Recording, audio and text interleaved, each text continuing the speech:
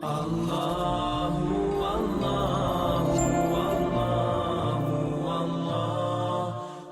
banyak orang tidak paham tentang, saya mulai dulu dengan definisi pernikahan.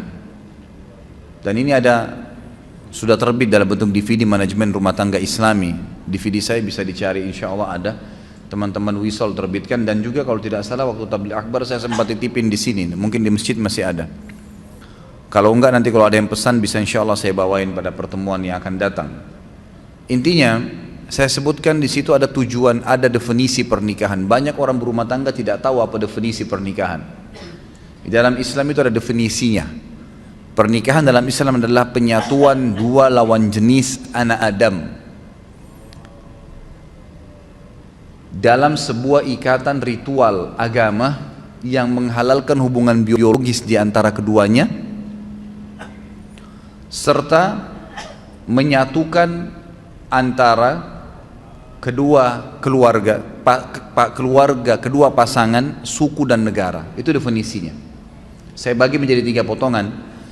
Pernikahan dalam Islam adalah penyatuan antara dua anak Adam, dua jenis, ya, dua lawan jenis dari anak Adam, laki-laki dan perempuan. Dari definisi ini keluar tidak boleh nikah sesama jenis, nggak ada homoseksual, nggak ada lesbian.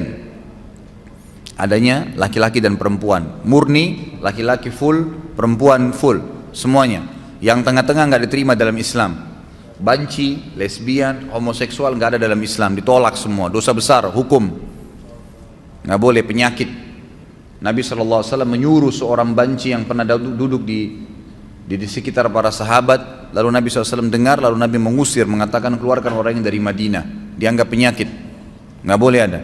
Kemudian dari anak Adam, berarti tidak boleh seseorang muslim menikah kecuali kepada manusia, tidak boleh nikah sama jin, nggak boleh melampiaskan biologis dengan hewan, sama manusia. Dalam satu ikatan ritual agama yang menghalalkan hubungan biologis di antara mereka. Jadi ini ibadah. Pernikahan adalah ibadah. Kalau Anda yang hadir di sini sudah menikah dan belum niat ibadah waktu itu, hanya karena ajakan teman, hanya karena suruhan orang tua, hanya karena kebetulan suka, itu semua tidak ada dalam Islam. Tidak ada. Pernikahan harus jelas dari awal niatnya karena ibadah, sehingga suka dukanya kita bisa laluin. Yang menghalalkan hubungan biologis di antara keduanya, memang tujuan pernikahan 50%, 70% hubungan biologis. Allah sudah bebankan. Munafik orang mengatakan tidak butuh lihat lawan jenis. Kita butuh lihat, butuh ngobrol, butuh pegang, butuh cium, butuh curhat, butuh berhubungan jima, hubungan biologis. Itu fitrah. Kalau ada orang tidak butuh ini, dia keluar, abnormal, bukan orang yang normal. Tidak ada di situ dia keluar dari batas normalnya. Tapi kalau dia normal, maka manusiawi sekali dia membutuhkan itu. Tapi Allah Subhanahu Wa Taala mengajarkan kita caranya dengan akad nikah. Hanya 5 menit. Si wali mengatakan saya nikahkan kamu sama anak saya Fulan bin Fulan. Kemudian si laki-laki mengatakan saya terima, selesai, sah pernikahannya. Hubungan biologisnya juga sah. Lalu dikatakan akan menyatukan keluarga kedua pasangan. Jangan antum menikah targetnya hanya pasangan kita. Kalau kita menikah, tanda kutip kita juga menikah, tanda kutip ya, kita juga menikah dengan keluarganya.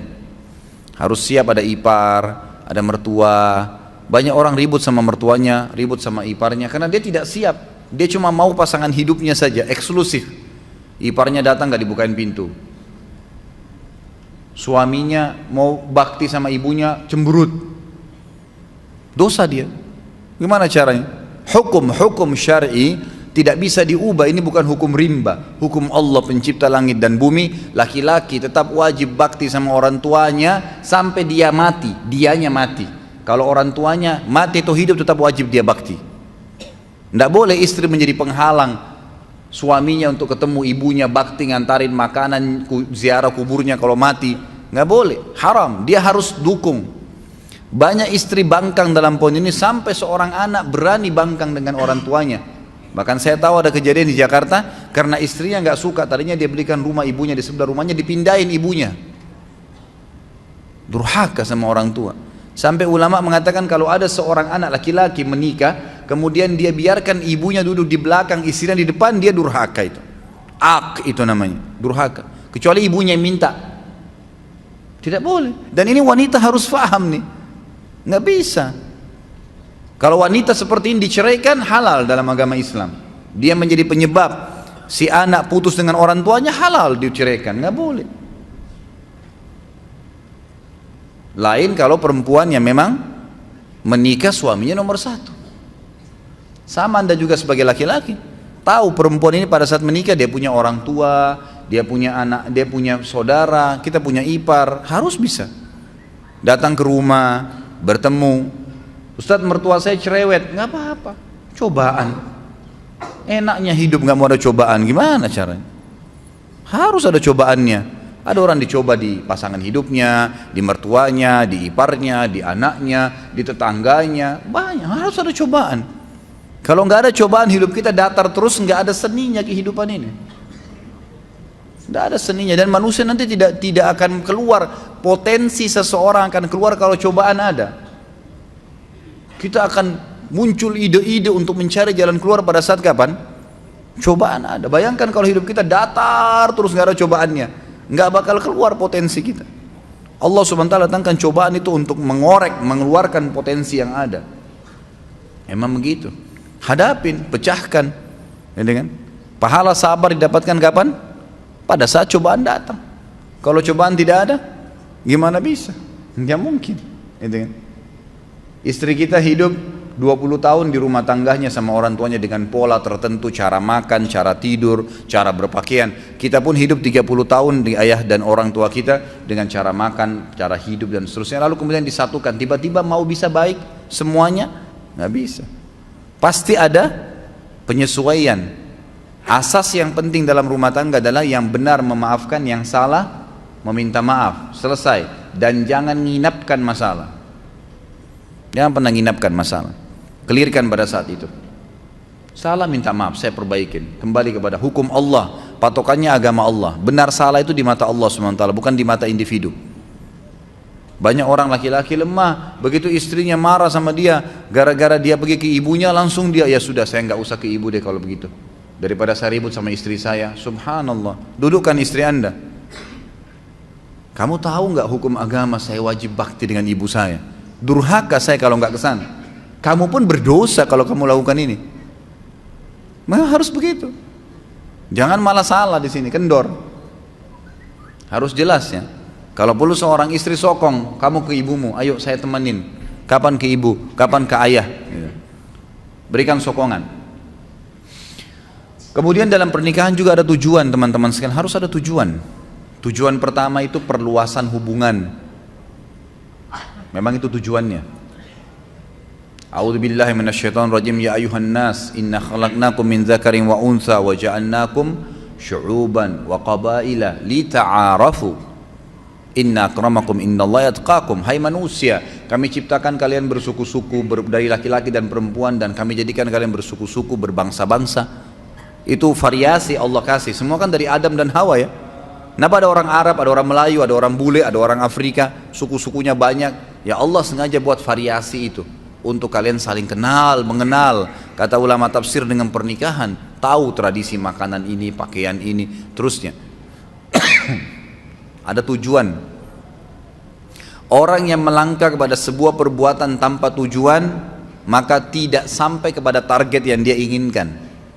Ada orang masuk ke mall, nggak ada tujuannya, nggak ada sesuatu. Dia nanti kacau balau itu.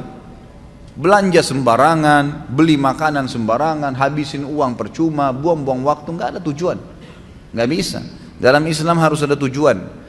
Saya ke masjid mau sholat, tujuannya sholat, jangan pikirin yang lain, udah.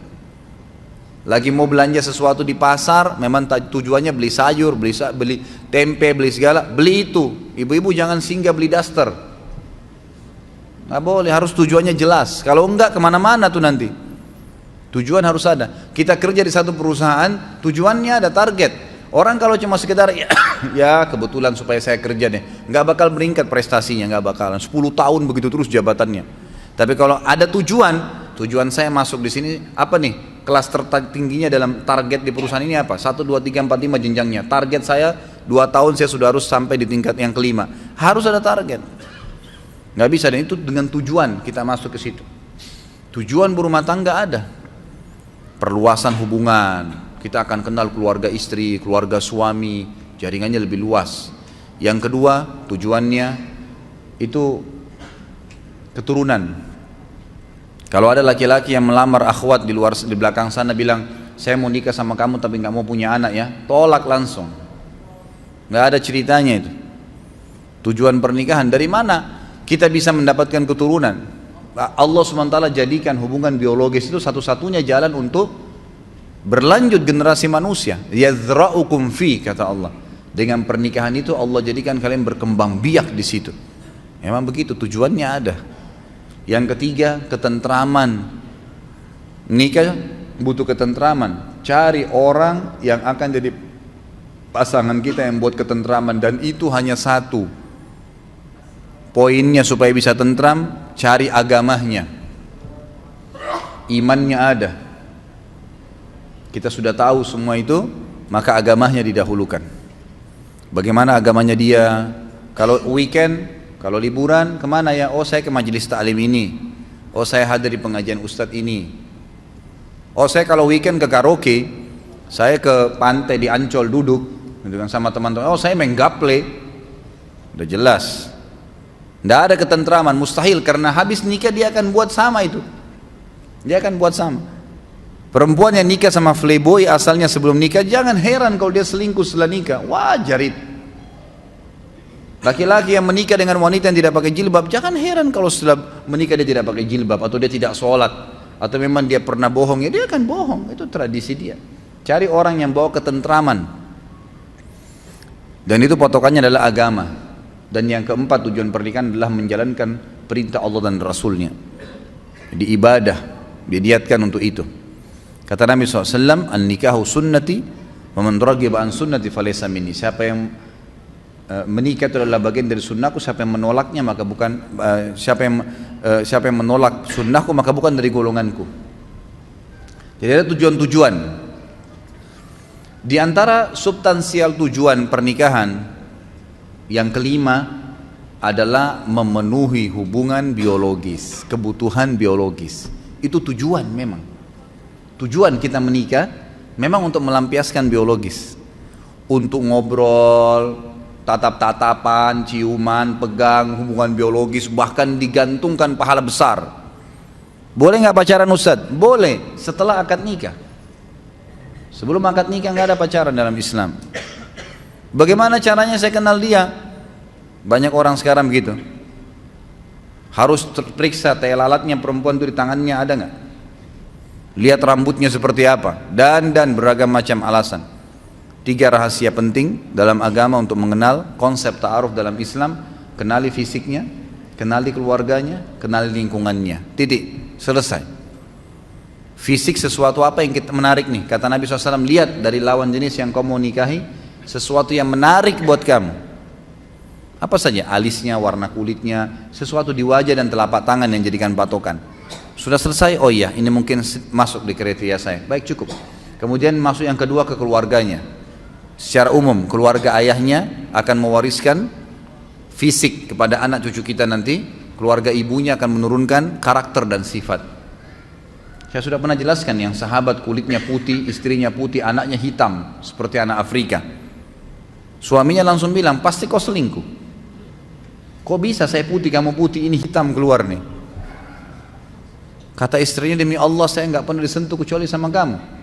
Ribut, didengar oleh Nabi SAW, dilapor, ya Rasulullah, nih lihat nih, putih-putih ini hitam. Gimana bisa? Nabi SAW diam sejenak, datang wahyu. Lalu Nabi SAW tanya, sesuai dengan wahyu kepada laki-laki tersebut, ada gak kakekmu kulitnya hitam begini? Dia bilang ada, ini keturunannya itu. Jadi fisik turun, makanya biasa kita dapat suami istri mukanya beda sama anaknya kan? Karena itu dari kakek-kakeknya, dari turunan ayah mereka. Jadi turunan ayah istri dan turunan ayah suami itu sama. Nanti menurunkan, mewariskan fisik secara global ya. Jangan dilihat substansialnya, secara global. Kemudian keluarga istri keluarga ibu dari istri dan keluarga ibu dari suami itu akan menurunkan karakter, sifat. Secara umum, oh keluarganya calon saya ini umumnya dosen semua, suka belajar. Itu sudah sifat umum keluarga. Ada satu pemabuk, satu ini nggak dihitung. Umum global ini yang dijadikan patokan. Kemudian kenali lingkungannya. Boleh orang kalau ta'aruf tanya, kebiasaannya apa ya? Kerja di mana? Oh kebiasaan saya kalau lagi iseng saya pulang kantor ke karaoke, duduk sampai jam 12 gitu. Habis itu saya pulang, saya hibur diri saya ke bar sampai jam 1, pulang istirahat, besok kerja lagi. Sudah bisa dibaca belum? Oh saya kalau lagi kosong ya nggak apa-apa, saya cuma duduk gitu di rumah. Kalau akhwatnya bilang, kadang-kadang saya nonton TV duduk, saya putar nonton film India dari pagi sampai sore. Sudah tahu belum? Udah punya gambaran lingkungannya. Berarti nanti akan begitu tuh kalau sudah menikah. Oh saya kalau pulang taklim mampir Nur Iman belajar. Saya belajar taklim. Oh saya kalau weekend saya hadir tablik akbar di sini.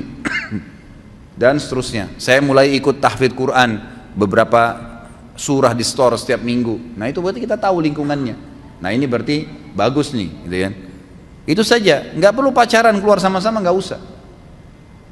Semoga Allah berikan hidayah. Kadang-kadang ada orang tua, kok bisa itu? Datang laki-laki malam minggu, tante, om pamit ya, saya mau bawa anaknya. Iya silahkan. Masya Allah. Silahkan dibawa ke Ancol, dibawa ke bioskop dingin-dingin terus ndak zina.